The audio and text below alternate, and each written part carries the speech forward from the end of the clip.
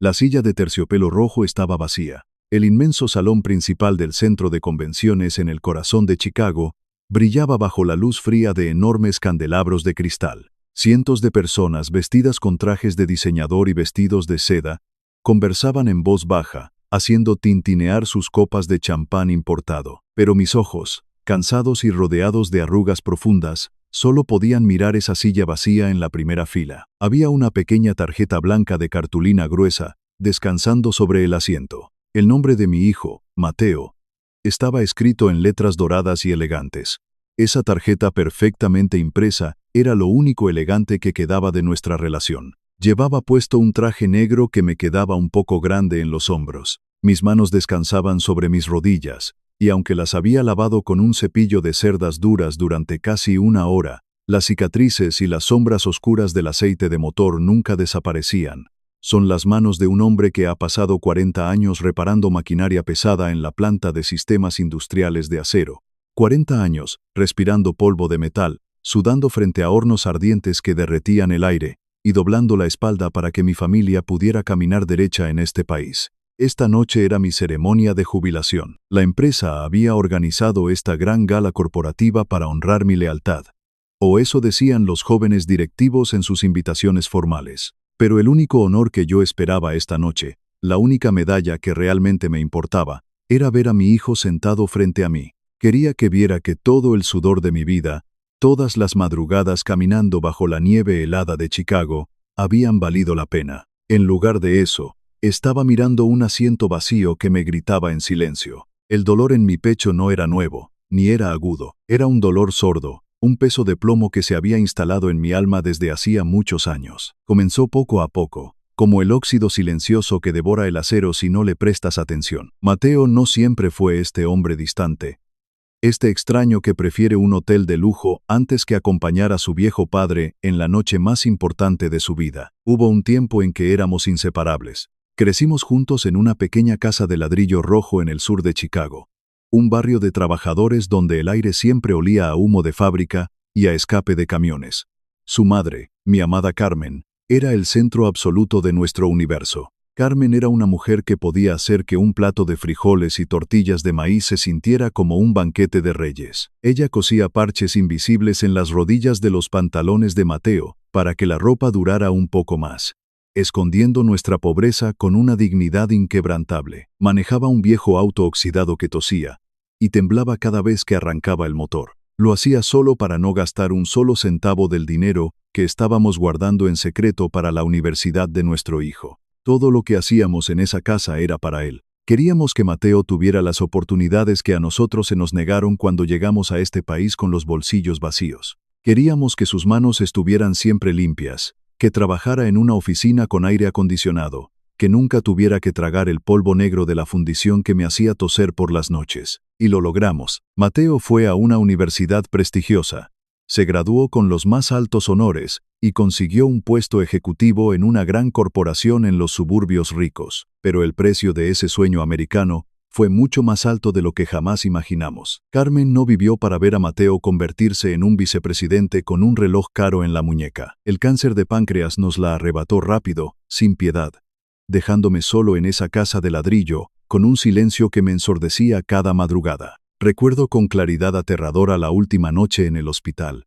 Recuerdo el olor químico a desinfectante y el sonido rítmico de la máquina que monitoreaba su corazón débil y cansado. Ella me apretó la mano con las pocas fuerzas que le quedaban, sus ojos oscuros brillando con lágrimas contenidas. Me dijo: «Cuida a nuestro muchacho, Francisco. No dejes que este mundo de dinero le endurezca el corazón». Le prometí por mi vida que lo haría, pero fracasé. Después de la muerte de Carmen, Mateo comenzó a alejarse de su hogar, de su sangre, de todo lo que lo había formado. Al principio, eran pequeñas excusas que yo intentaba comprender. Mucho trabajo en la oficina, reuniones hasta tarde con clientes importantes, viajes de negocios a otras ciudades. Luego conoció a Valerie. Valerie venía de una familia adinerada de los suburbios del norte, una mujer que medía el valor de las personas por la marca de sus zapatos y el código postal de su casa. Desde el primer día que Mateo la trajo a mi casa en el sur de Chicago, vi la incomodidad profunda en sus ojos claros. Vi cómo Valerie limpiaba disimuladamente la silla de madera de la cocina con una servilleta antes de sentarse.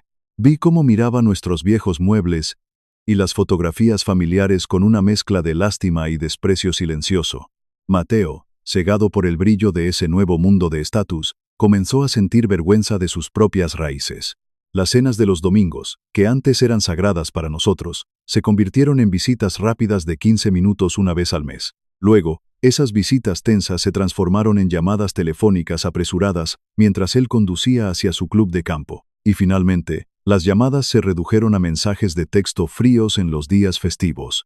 Mi hijo había cruzado un puente hacia una vida de riqueza, y luego había quemado ese puente para que su viejo padre no pudiera seguirlo ni avergonzarlo. La noche anterior a esta ceremonia, yo estaba sentado en mi cocina, mirando el viejo reloj de pared. El tic-tac resonaba fuerte en la casa vacía, marcando los segundos de mi soledad. Había planchado mi traje negro con un cuidado extremo, asegurándome de que no tuviera ni una sola arruga, queriendo lucir respetable para mi hijo. El teléfono sonó de repente, rompiendo el silencio pesado de la habitación. Era Mateo. Su voz sonaba tensa, apresurada, como si estuviera marcando una tarea molesta en su lista de pendientes corporativos. «Hola, papá», me dijo rápidamente.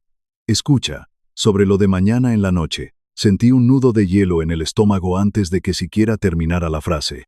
Me explicó, con un tono casual que me rompió el alma, que a Valerie le había surgido una oportunidad increíble para ir a un resort de 5 estrellas en Arizona. Un viaje de último minuto, dijo, para relajarse y desconectar del estrés de la ciudad.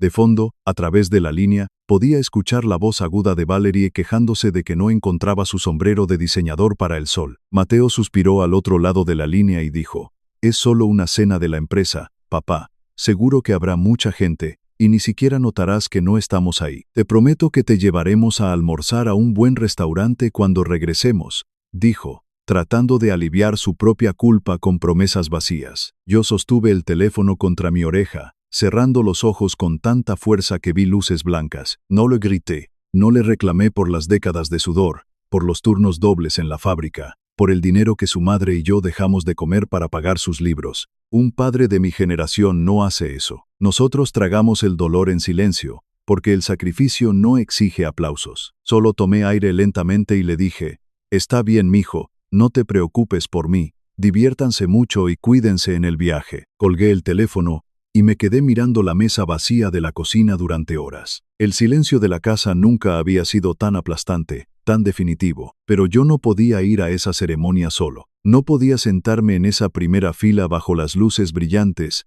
y dejar que mis compañeros de la fábrica vieran mi fracaso absoluto como padre.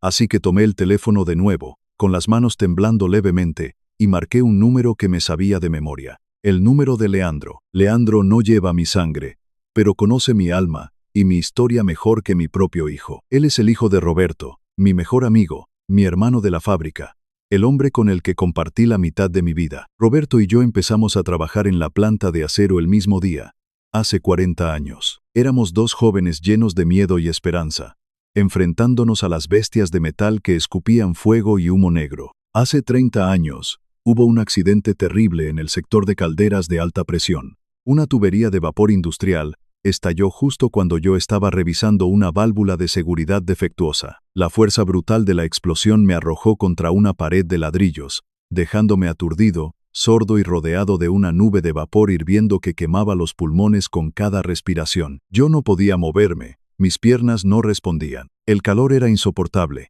una manta de fuego invisible que me asfixiaba lentamente en la oscuridad. Fue Roberto quien corrió hacia el vapor ciego, ignorando las alarmas y los gritos de evacuación. Fue Roberto quien me agarró por el cuello de la camisa de trabajo y me arrastró por el suelo de concreto lleno de escombros hasta ponerme a salvo. Él se quemó los brazos y el lado izquierdo del rostro por salvarme la vida esa tarde. Y nunca, ni una sola vez en todos los años siguientes, me pidió nada a cambio. Esa era la hermandad inquebrantable de los hombres de acero. Años más tarde, la fábrica nos cobró el precio de nuestra juventud de otra manera. Roberto enfermó de cáncer en los pulmones, un regalo cruel y silencioso de los químicos, y el polvo que respiramos durante décadas en las entrañas de la planta. En su lecho de muerte, en una habitación de hospital muy parecida a la de mi Carmen, su respiración era un silbido débil y doloroso.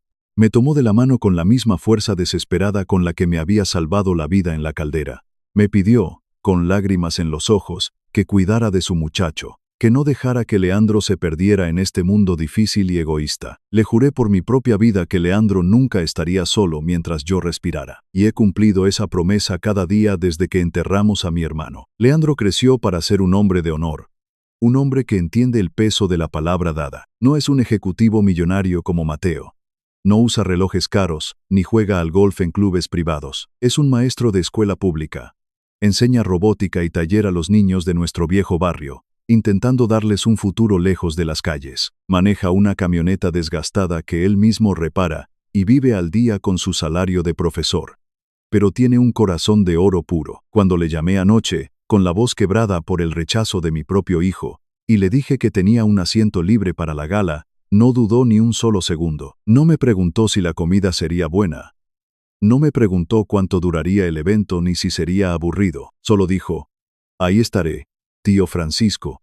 Es un honor inmenso para mí acompañarlo en su noche». Y ahora, en el presente, aquí estaba Leandro, sentado a mi lado en la primera fila del inmenso salón. Llevaba un traje barato que probablemente había comprado hace años, pero estaba perfectamente planchado, y sus zapatos estaban lustrados con un esmero impecable. Me miró con un respeto profundo.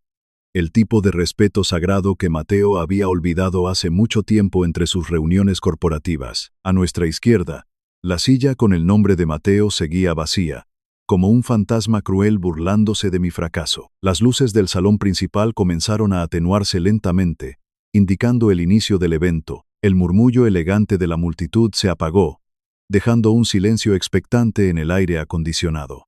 Un foco brillante iluminó el escenario principal, y un hombre alto, de cabello gris y postura firme, caminó hacia el micrófono central. Era Alejandro, el director ejecutivo de toda la compañía de acero. Pero Alejandro no era un directivo de traje y corbata que había nacido en la riqueza heredada. Él había empezado en la fábrica hace 45 años, barriendo los pisos de concreto y limpiando la escoria tóxica de los hornos de fundición. Conocía el valor del trabajo duro, conocía el olor del sudor, y me conocía a mí desde que éramos jóvenes. Alejandro ajustó el micrófono y miró directamente hacia la primera fila, buscando mis ojos. Su mirada reflejaba una mezcla de orgullo inmenso y una tristeza compartida, como si supiera exactamente el peso de la traición que yo cargaba esta noche. «Buenas noches a todos», comenzó Alejandro, su voz grave resonando fuerte y clara en el inmenso salón de cristal. «Estamos aquí esta noche para celebrar el éxito financiero de nuestra empresa, para hablar de ganancias, de expansión global y de un futuro brillante. Pero nada de eso existiría. Ni un solo centavo de nuestras ganancias sería real sin los hombres que construyeron los cimientos de este imperio con sus propias manos, hombres que sacrificaron sus cuerpos, su tiempo y sus sueños personales por el bienestar de sus familias y la supervivencia de esta compañía. Hoy estamos aquí para honrar a uno de esos gigantes silenciosos». «Francisco», dijo Alejandro, señalándome directamente con la mano abierta. La multitud entera, cientos de rostros desconocidos, se giró para mirarme al mismo tiempo. Sentí el calor subir a mis mejillas, la incomodidad profunda de un hombre que ha pasado toda su vida escondido en las sombras de la fábrica, evitando siempre ser el centro de atención. Alejandro continuó hablando, y sus siguientes palabras comenzaron a desenterrar secretos que yo había guardado bajo llave durante décadas. «Muchos de ustedes conocen a Francisco como el mejor mecánico de maquinaria pesada que ha pisado nuestra planta», dijo Alejandro, caminando por el escenario. «Pero lo que casi nadie en esta sala sabe es la magnitud real de su sacrificio personal. Hace 25 años, la junta directiva le ofreció a Francisco un puesto de supervisión regional de alto nivel. Era un ascenso que habría triplicado su salario de inmediato y le habría dado una oficina cómoda lejos del peligro de las máquinas. Pero ese puesto requería que viajara constantemente, que estuviera lejos de su casa y de su familia durante semanas enteras. Francisco rechazó ese ascenso sin dudarlo un segundo. Lo rechazó porque quería estar en casa todas las noches para cenar con su esposa y ayudar a su único hijo con las tareas escolares. El salón quedó en un silencio absoluto, tan denso que se podía escuchar la respiración de la gente. Leandro me miró con los ojos muy abiertos, completamente sorprendido por esta revelación de mi pasado. Yo apreté los puños sobre mis rodillas, sintiendo un nudo de lágrimas en la garganta al recordar la cara de Carmen cuando le dije que me quedaría en la planta baja para no separarme de ellos. Pero eso no es todo, continuó Alejandro, su voz adquiriendo un tono más grave, casi solemne. A lo largo de los años, Francisco rechazó bonos de productividad masivos, rechazó traslados lucrativos a otras ciudades y rechazó opciones de acciones de la empresa. Siempre lo hizo con la misma condición estricta y confidencial. Él pedía que todo ese dinero, cada centavo de sus bonos y ascensos rechazados, se mantuviera en un fondo de retención a largo plazo, intocable hasta el día exacto de su jubilación. Él quería asegurarse de que, si alguna vez le pasaba algo en la fábrica, su familia tuviera un respaldo financiero absoluto y total. Francisco vivió con el salario base de un mecánico durante 40 años, viviendo en la misma casa modesta de ladrillo, manejando el mismo auto viejo que requería reparaciones constantes, todo para construir un muro de seguridad de acero alrededor de su sangre. El corazón me latía con una fuerza brutal contra las costillas, amenazando con romperme el pecho. Yo nunca le había contado a nadie sobre ese dinero acumulado. Ni siquiera a mi difunta Carmen le dije la cantidad exacta, porque no quería que ella se preocupara por las matemáticas de mi sacrificio diario. Alejandro metió la mano en el bolsillo interior de su chaqueta a medida y sacó un sobre grueso y sellado. Hoy, ese fondo de retención ha madurado por completo, anunció Alejandro, levantando el sobre bajo la luz del foco para que todos lo vieran claramente.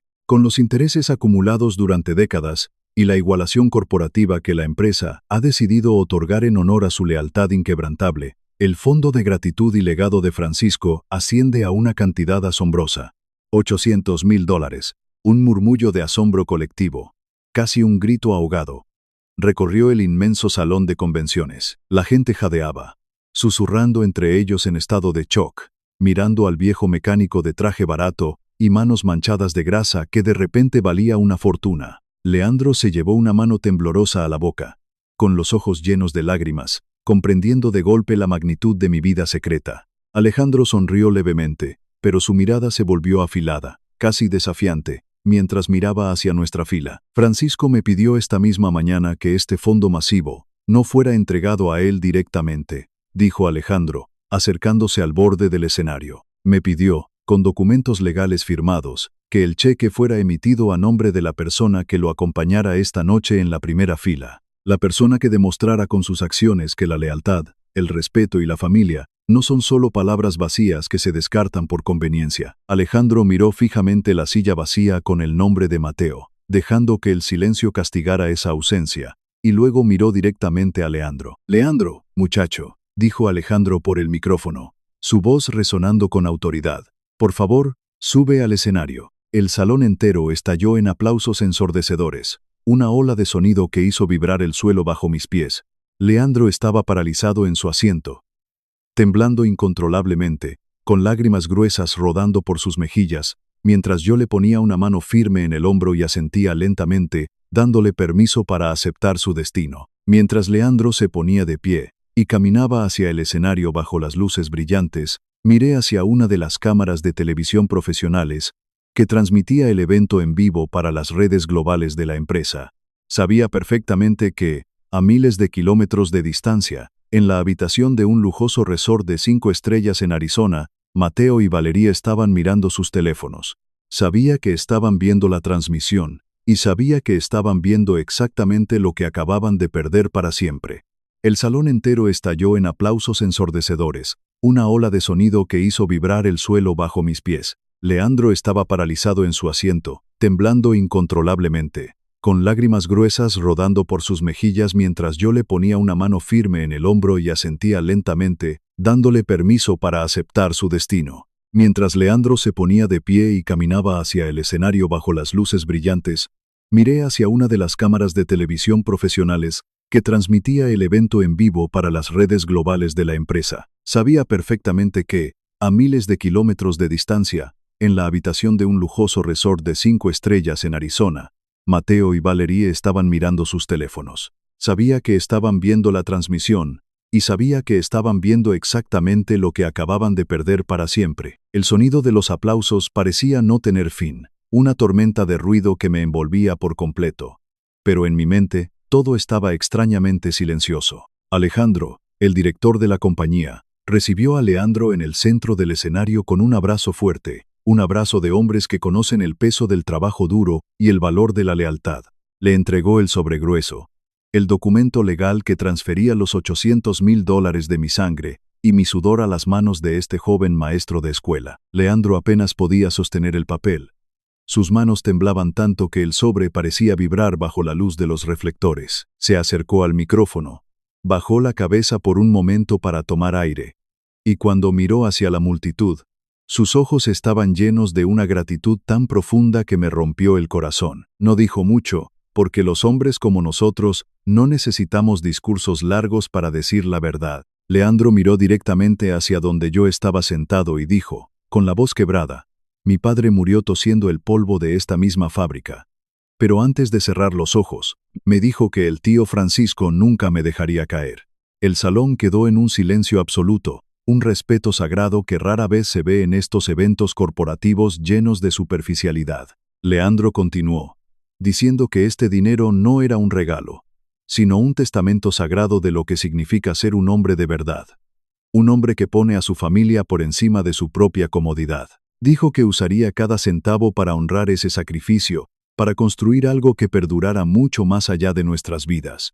Cuando bajó del escenario y volvió a su asiento a mi lado, las cámaras de televisión hicieron un movimiento lento y deliberado. No se quedaron enfocadas en el rostro de Leandro, ni en el cheque, ni en el director de la empresa. Las lentes oscuras de las cámaras giraron y se enfocaron directamente en la silla vacía a mi izquierda. La silla de terciopelo rojo con la tarjeta blanca perfectamente impresa que llevaba el nombre de mi hijo. Esa imagen, la de una silla vacía en la primera fila de la noche más importante de mi vida, se transmitió en vivo a miles de pantallas. Se convirtió, en cuestión de minutos, en el símbolo de todo lo que estaba roto en mi familia, y quizás, en el símbolo de todo lo que está roto en este mundo moderno. El resto de la gala fue un borrón de luces, apretones de manos y felicitaciones de personas que nunca antes me habían mirado a los ojos. Ejecutivos de trajes caros, hombres que ganaban en un mes lo que yo ganaba en un año, se acercaban a mí con una mezcla de culpa y asombro en sus rostros. Me daban palmadas en la espalda,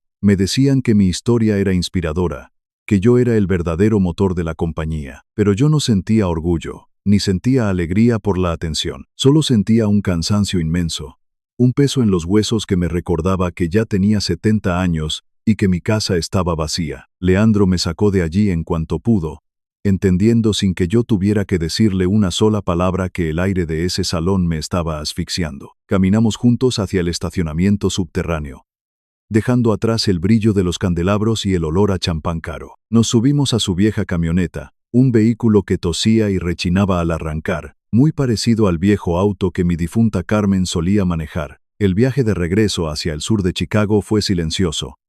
Pero no era un silencio incómodo. Era el silencio de dos hombres que acababan de cruzar una línea invisible, sabiendo que la vida nunca volvería a ser la misma después de esta noche. Miré por la ventana mientras dejábamos atrás los rascacielos de cristal del centro de la ciudad, esas torres iluminadas donde mi hijo Mateo había construido su imperio de mentiras. Poco a poco, el paisaje cambió. Los edificios altos dieron paso a las fábricas de ladrillo oscuro, a las chimeneas que escupían humo gris hacia el cielo nocturno, y a las pequeñas casas con cercas de alambre. Este era mi mundo, el mundo que Mateo había rechazado con tanta vergüenza. Leandro estacionó la camioneta frente a mi casa, apagó el motor y se quedó mirando el volante por un largo rato. Me miró y me dijo, tío Francisco, si usted quiere que yo le devuelva este dinero a Mateo, si cree que esto va a destruir a su familia, yo firmo los papeles mañana mismo. Le puse una mano sobre el hombro, sintiendo la tela áspera de su traje barato,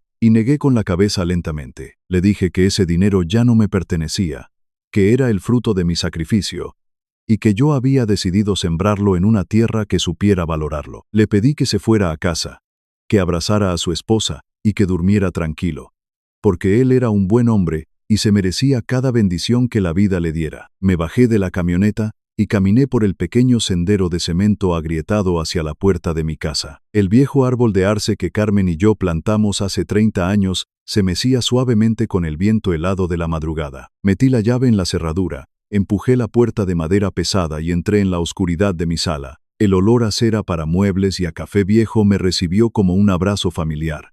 Pero esta noche, la soledad de la casa se sentía diferente. Se sentía como la calma tensa que precede a un huracán. Caminé hacia la cocina, arrastrando un poco los pies por el cansancio, y encendí la pequeña luz sobre la estufa. Sobre la mesa de madera desgastada, mi viejo teléfono celular estaba vibrando violentamente, moviéndose en círculos sobre la superficie como un insecto atrapado. La pantalla brillaba en la penumbra, parpadeando sin cesar. Me acerqué lentamente, me puse mis lentes de lectura que estaban junto al salero, y miré la pantalla. 142 llamadas perdidas. 142. Durante los últimos 3 años, mi teléfono había estado tan silencioso como una tumba, sonando tal vez una vez al mes con un mensaje apresurado de mi hijo. Ahora, estaba a punto de estallar. Había docenas de mensajes de texto, notificaciones de correos de voz y alertas de redes sociales que yo ni siquiera sabía cómo usar bien. La imagen de la silla vacía, con el nombre de Mateo, se había vuelto viral en Internet. Alguien en el público había grabado el discurso de Alejandro y la reacción de Leandro, y lo había subido a las redes. La gente estaba compartiendo el video por miles, comentando sobre la crueldad de un hijo que abandona a su padre en su jubilación para irse de vacaciones de lujo. El mundo entero estaba juzgando a Mateo, y en su círculo social de ejecutivos y esposas de club de campo, la humillación pública era el peor de los castigos. Mientras miraba la pantalla, el teléfono volvió a sonar en mi mano. Era Mateo. Dejé que sonara 3 veces, escuchando el tono electrónico llenar el silencio de la cocina, antes de presionar el botón verde y llevarme el aparato a la oreja. No dije nada, solo esperé. Al otro lado de la línea, escuché una respiración agitada, el sonido de pasos rápidos y el eco de lo que parecía ser un aeropuerto. «Papá», gritó Mateo. Su voz sonaba aguda, llena de un pánico desesperado que no le había escuchado desde que era un niño pequeño asustado por una tormenta. «Papá, dime que esto es una broma.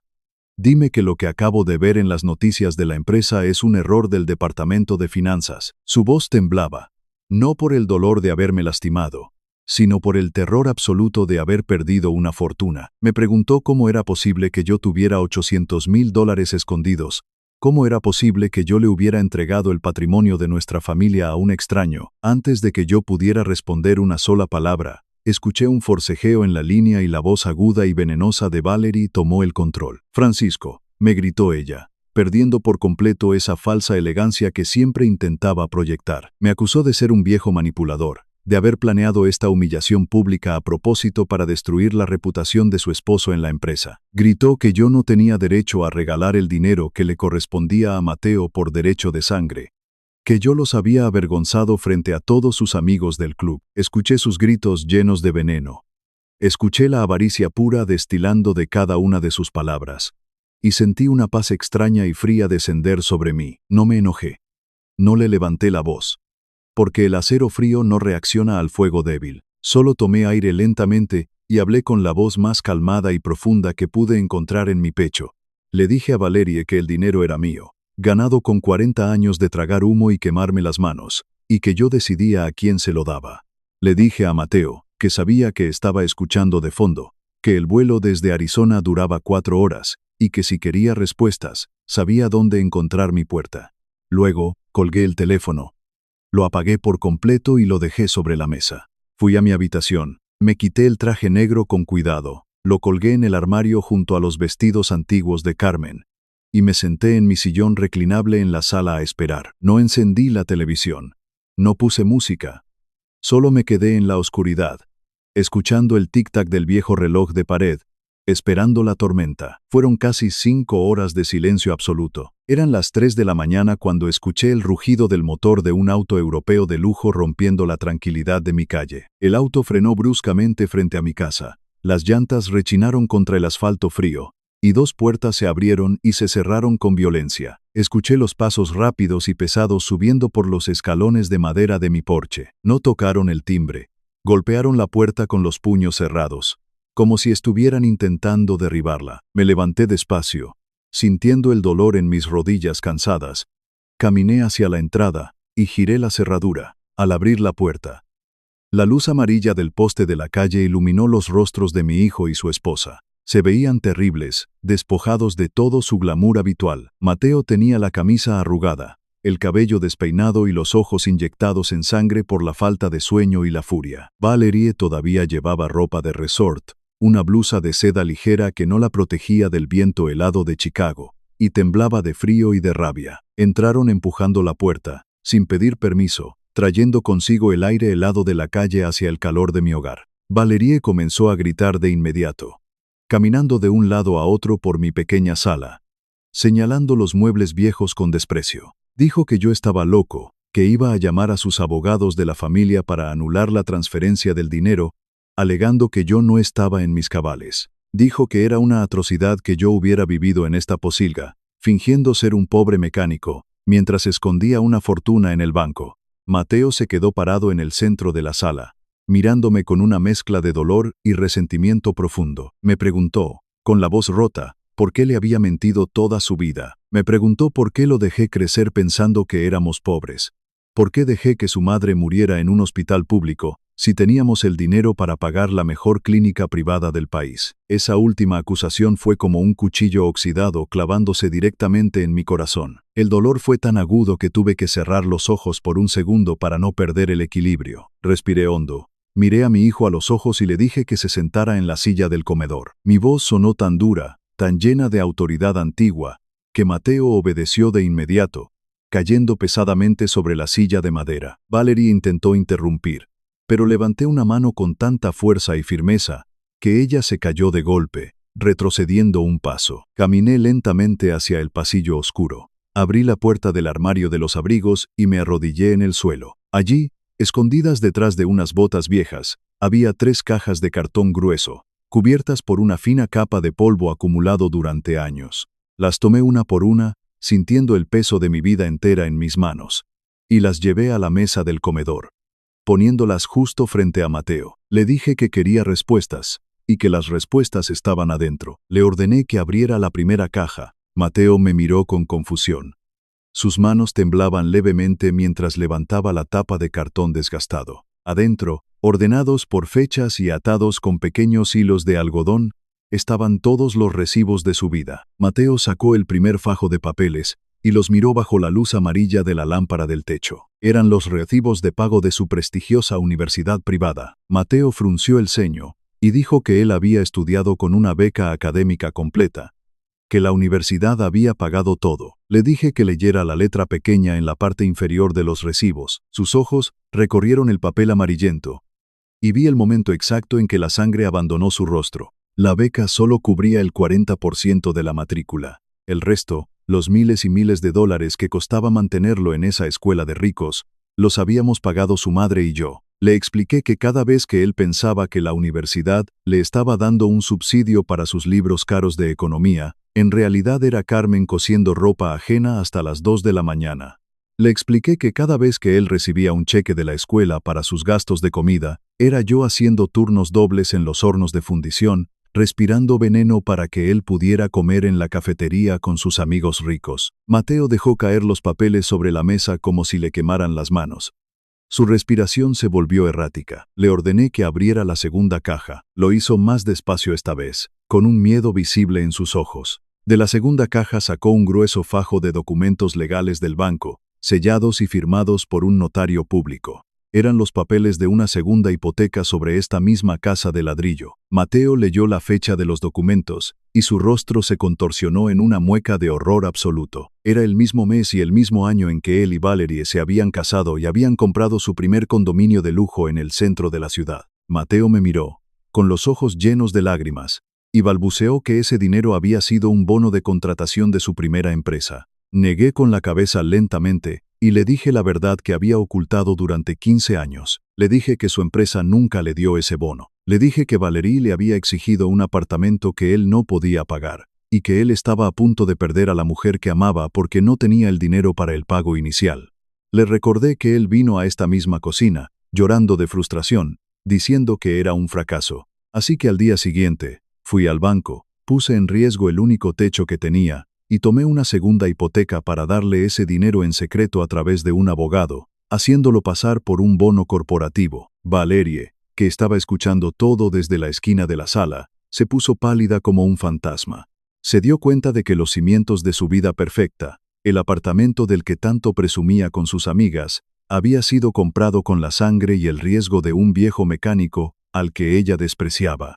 Finalmente, empujé la tercera caja hacia el centro de la mesa. Esta era la caja más pequeña, pero era la más pesada de todas. Mateo no quería abrirla, negaba con la cabeza. Las lágrimas ya corrían libremente por sus mejillas, arruinando su imagen de ejecutivo intocable. Le grité que la abriera, con una voz que resonó en las paredes de la casa, una voz que llevaba 40 años de dolor acumulado. Mateo quitó la tapa con manos torpes. Adentro no había documentos legales ni recibos de banco. Había fotografías viejas y un fajo de cartas escritas a mano con tinta azul. Mateo sacó la primera fotografía. Era una imagen de su madre, Carmen, arrodillada en la nieve sucia de Chicago, en medio de un invierno brutal. Llevaba un abrigo raído y estaba intentando reparar el radiador humeante de su viejo auto oxidado con las manos congeladas. Le dije a Mateo que mirara bien esa foto. Le dije que esa fue la semana en que él nos llamó desde la universidad, quejándose de que su computadora portátil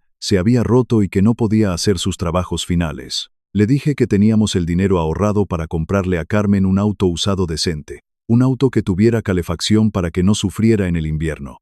Pero Carmen tomó ese dinero, fue a la tienda, compró la computadora más cara que encontró y se la envió por correo al día siguiente. Ella prefirió congelarse las manos en la nieve antes que permitir que su hijo sacara una mala calificación. Mateo sollozó, un sonido gutural y feo.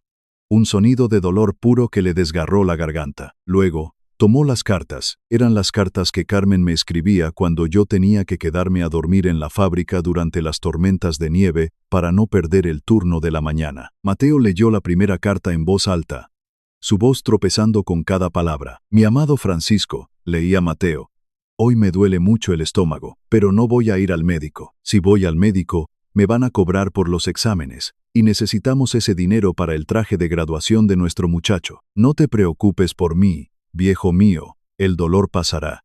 Lo único que importa es ver a nuestro Mateo caminar por ese escenario y recibir su diploma. Mateo dejó caer la carta, se agarró el cabello con ambas manos y se derrumbó. Cayó de rodillas sobre el viejo piso de linóleo de la cocina, llorando con una desesperación que llenó cada rincón de la casa. Se dio cuenta, en ese instante brutal, de que nuestra pobreza no era un fracaso. Nuestra pobreza fue una elección, fue un sacrificio deliberado, calculado y silencioso, diseñado exclusivamente para que él pudiera volar alto. Y él nos había pagado sintiendo vergüenza de nosotros. Valerie no pudo soportarlo. La culpa y la realidad eran demasiado pesadas para su mundo de cristal. En lugar de acercarse a su esposo, en lugar de pedir perdón, su rostro se endureció con una frialdad aterradora. Dijo que esto era una manipulación emocional enfermiza, que yo era un monstruo por guardar esos secretos solo para destruirlos años después. Agarró su bolso de diseñador, miró a Mateo tirado en el suelo,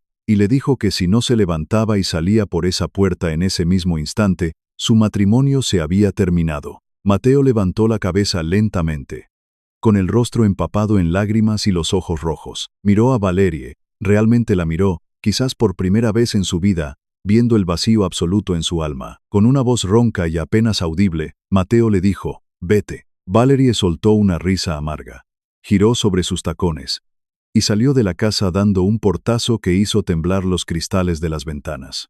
Escuchamos el motor de su auto arrancar y alejarse a toda velocidad en la noche, dejándonos solos en el silencio pesado de la cocina. Mateo se quedó en el suelo, llorando sobre las cartas de su madre, pidiendo perdón una y otra vez a un fantasma que ya no podía escucharlo. Yo no lo levanté de inmediato. Dejé que llorara, dejé que el dolor lo limpiara por dentro, porque el acero tiene que fundirse por completo antes de poder forjarse de nuevo. Fue entonces cuando escuché el sonido familiar de una vieja camioneta estacionándose afuera. La puerta principal se abrió sin que nadie tocara, porque Leandro tenía su propia llave desde hacía años. Leandro entró en la cocina caminando despacio, trayendo consigo una olla grande de aluminio que olía a caldo de res y tortillas calientes. No hizo preguntas.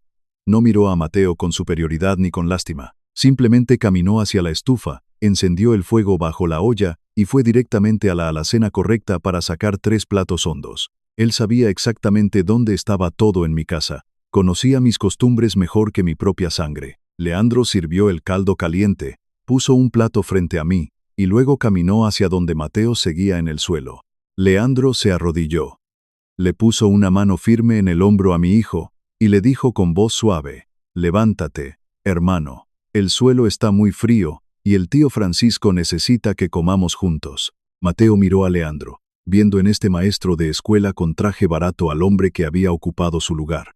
Al hombre que había cuidado de su padre cuando él estaba demasiado ocupado contando su dinero. Mateo asintió, se secó las lágrimas con la manga de su camisa cara, y se sentó a la mesa con nosotros. Comimos en silencio. El único sonido era el choque de las cucharas contra la cerámica vieja. Esa madrugada, mientras el sol comenzaba a salir sobre los techos de las fábricas de Chicago, algo fundamental cambió en el universo de nuestra familia. La sanación no fue rápida, ni fue fácil. Las heridas tan profundas no se cierran con una sola conversación en la cocina. Durante los siguientes meses, Mateo pasó por un infierno personal. Valerie cumplió su amenaza y solicitó el divorcio, desatando una batalla legal despiadada. Ella se quedó con el condominio de lujo, con los autos europeos y con una gran parte de los ahorros de Mateo. Pero por primera vez en su vida, a mi hijo no le importó perder el dinero. Se mudó a un pequeño apartamento de alquiler a solo 20 minutos de mi casa. Comenzó a visitarme todos los domingos, sin falta, llegando temprano por la mañana con pan dulce y café. Al principio, nuestras conversaciones eran torpes, llenas de silencios largos y miradas esquivas. Él no sabía cómo hablar conmigo sin usar su vocabulario corporativo. Y yo no sabía cómo tratar a este hombre roto que intentaba volver a ser mi hijo. Pero poco a poco, el hielo comenzó a derretirse. Mateo empezó a ayudarme a reparar cosas en la casa, ensuciándose las manos con grasa y pintura, aprendiendo a usar las herramientas que yo había usado toda mi vida. Una mañana de octubre, cuando el viento del otoño ya empezaba a morder con fuerza, Mateo me invitó a pescar al lago Michigan. Era algo que solíamos hacer cuando él era un niño, antes de que el mundo del éxito lo devorara. Estábamos sentados en un pequeño bote de aluminio, envueltos en chamarras gruesas, viendo la niebla levantarse sobre el agua gris. Mateo sostenía su caña de pescar, mirando hacia el horizonte infinito. Cuando finalmente encontró el valor para decir las palabras que llevaba meses ahogando en su pecho. «Papá», me dijo, sin mirarme a los ojos al principio, «yo confundí tu paciencia con permiso. Pensé que porque nunca te quejabas, porque nunca me exigías nada, a ti no te dolía mi ausencia. Pensé que mi éxito financiero era suficiente para pagar la deuda de mi crianza, pero estaba ciego». Me giró a ver, y sus ojos estaban llenos de una sinceridad cruda y dolorosa. Me pidió perdón por haber sentido vergüenza de mis manos sucias, por haber escondido mis raíces, por haber dejado que su madre muriera creyendo que su sacrificio no había valido la pena. Yo dejé mi caña de pescar a un lado, me acerqué a él en el pequeño bote, y lo abracé. Fue un abrazo fuerte, torpe por la ropa gruesa, pero lleno de una verdad absoluta. Le dije al oído que el amor de un padre es como el acero forjado en los hornos de la fábrica. Puede doblarse bajo un peso inmenso. Puede marcarse con los golpes crueles de la vida. Puede incluso oxidarse por fuera, si lo dejas bajo la lluvia. Pero si está bien hecho, si está forjado con amor verdadero, nunca se rompe. Le dije que su madre lo sabía, y que ella murió orgullosa de él. No por el dinero que iba a ganar, sino por el hombre que ella sabía que algún día volvería a ser. Ese día en el lago, el ejecutivo arrogante murió por completo, y mi hijo Mateo regresó a casa. Ha pasado un año exacto desde la noche de la gala corporativa. Hoy, el aire de Chicago está frío, pero el sol brilla con fuerza sobre el sur de la ciudad. Estoy sentado en una silla plegable de metal, dentro de un gran almacén de ladrillo que solía estar abandonado. El lugar ha sido completamente renovado. Las paredes están pintadas de colores brillantes, y hay mesas largas llenas de herramientas, computadoras y piezas de metal. Este es el nuevo centro de robótica y oficios Roberto y Carmen. Leandro usó cada centavo de los $800,000 para comprar este edificio y convertirlo en una escuela gratuita para los jóvenes de nuestro barrio. Aquí, los hijos de los trabajadores de la fábrica aprenden ingeniería. Aprenden a construir su futuro sin tener que olvidar de dónde vienen. Leandro está en el frente del salón, hablando con un grupo de adolescentes que lo miran con admiración. Yo estoy sentado en la primera fila, usando mi vieja chamarra de trabajo, sintiendo una paz inmensa en mi pecho. Miro hacia mi izquierda. A mi lado, sentado en una silla de metal idéntica a la mía, está Mateo. Lleva unos pantalones de mezclilla desgastados y una camisa de franela a cuadros. Sus manos tienen pequeñas cicatrices de los fines de semana que pasa ayudando a Leandro a instalar los equipos eléctricos del centro. Mateo me mira. Me sonríe con una tranquilidad que nunca le vi cuando usaba trajes de seda. Y me pone una mano sobre el hombro. Ya no hay sillas vacías en mi vida. El sacrificio es una semilla extraña. A veces la siembras en la oscuridad, la riegas con lágrimas y sudor durante décadas, y parece que la tierra se la ha tragado para siempre. Parece que todo el dolor fue en vano. Pero si tienes la paciencia suficiente, si tienes la fuerza para soportar el invierno más crudo sin perder la fe, esa semilla eventualmente rompe la tierra. Y cuando florece, te das cuenta de que el verdadero legado de un hombre no se mide en las cuentas bancarias que deja atrás, ni en los aplausos de los extraños. Se mide en la capacidad de su familia para perdonar, para sanar, y para recordar que la sangre y el amor siempre pesan más que todo el oro del mundo.